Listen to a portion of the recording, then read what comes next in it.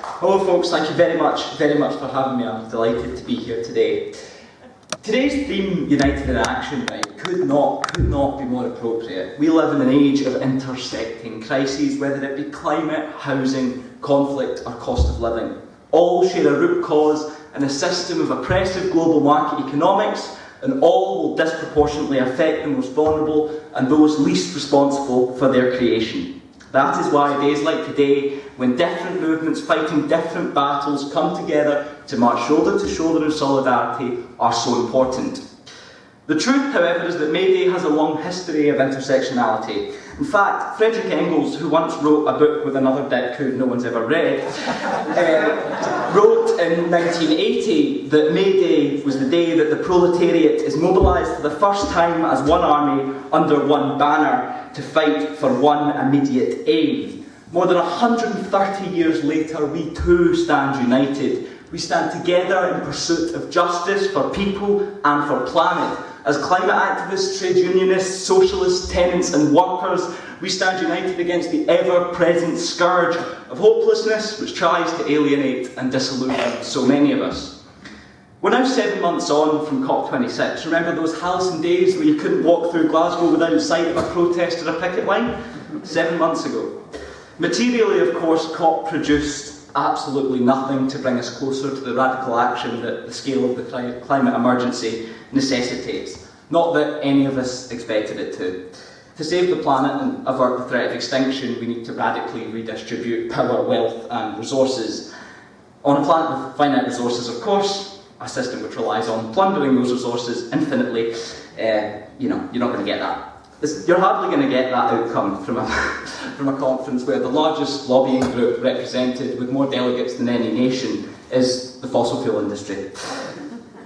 COP was important in other ways though, right? It was an opportunity for disparate movements to come together as one with a clear message of climate justice, and for those movements to build relationships. I think the climate movement, for example, is more alive to the importance of a just transition, and that just transition achieved in coalition with the Labour movement than it ever has been. But the climate movement still has its issues. We're still overwhelmingly middle class as a movement, and the clearest manifestation of that, I think, is sometimes in our terminology. We talk about the workers, for example, as if they're some sort of homogenous group that we are not a part of, as if you can't be an activist and a worker, and it divides us, and it's stupid, and it's something that we have to get over as a movement. It speaks to a lack of political education and a classism that it's on us to root out. At the start of the year, multinational fossil fuel giants announced obscene profits. Simultaneously, Scots endured the largest drop in living standards since the 1970s. Shell's CEO described 2021 as a momentous year for his company. BP's CEO was more brazen, describing his company as a cash machine. As the fossil fuel industry pours petrol on our already burning planet, folk are being fleeced by their landlords, ripped off at the supermarket, fired and rehired by their employer, having their wages frozen and taken for a ride by the energy companies. Make no mistake, this is class warfare. Like all history, the crisis we face today is a story of us versus them. It's a story of the people gathered here and all those who took to the streets for May Day internationally versus those who profit from poverty and from exploitation, and all those who stand with them. The fact of the matter is this: we simply can no longer afford to fight our struggles independently of one another. The planet burns and the cost of living skyrockets. It's easy to get down. When it comes to the fight for climate justice or a just transition, it's difficult to know when you're winning. Given the scale of the climate emergency, wins feel few and far between, which makes motivating yourself a difficult task. That's why when we have institutions who side with workers, with trade unionists and with the climate movement, it is vital that we work to amplify and protect their work. We've just had council elections on Thursday. I'm delighted to see so many socialists elected across the country and a good few in Edinburgh. But all of us, myself included, like to say that things can be better. When we talk about Tory cuts, we say things can be better, but we're wrong to say that. We should instead be saying that in parts of Scotland, things are better. 6 years of a socialist administration in North Ayrshire has seen nearly 2,000 new council homes built.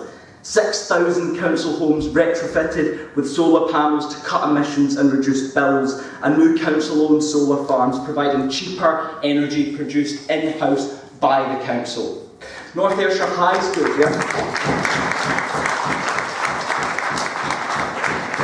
Every high school in North Ayrshire now has a dedicated mental health counsellor. It was the first council.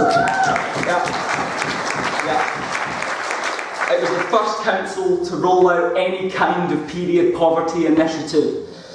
There are community-owned solar farms, council-owned solar farms, and a community investment fund which communities can apply for with £6 million in it. I could go on and on about the list of achievements. But it's a cruel world with no justice whatsoever, and yesterday this project wasn't returned for another 5 years. Nonetheless, North Ayrshire Council laid the foundations for a better world, a world which breaks with the political economy of the status quo, a world which is fit to build climate justice, liberate the working class and transform lives. We can only hope that those elected yesterday see North Ayrshire's blueprint and work tirelessly to replicate it, because, as we all know, you can cut all the flowers, but there is no way in hell that you can hold back the spring. The words of Chico Mendes, the Brazilian trade unionist and climate activist, are used too regularly, but today you'll have to excuse me because they are perfectly fitting. Environmentalism without class struggle is just gardening. Note these words, and note the words of Rosa Luxemburg, who of course said that as long as the struggle of the workers against the bourgeoisie and the ruling class continues, as long as all demands are not met, May Day will be the yearly expression of these demands. And when better days dawn, when the working class of the world has won its deliverance, then too, humanity will celebrate May Day in honour of the bitter struggles and the many sufferings of the past. From its roots in achieving the 8-hour working day to this May Day, today we honour all workers, from those who once broke the shackles of capital to construct new societies, to those fighting for dignity and rights in the face of brutal exploitation today. Trade unions have always been in the vanguard of political and social change. In creating our world, workers hold the seeds to its transformation. The way we save the planet is together, united as one movement, determined to build a better world than the one we inhabit today. Happy May Day, comrades. Solidarity.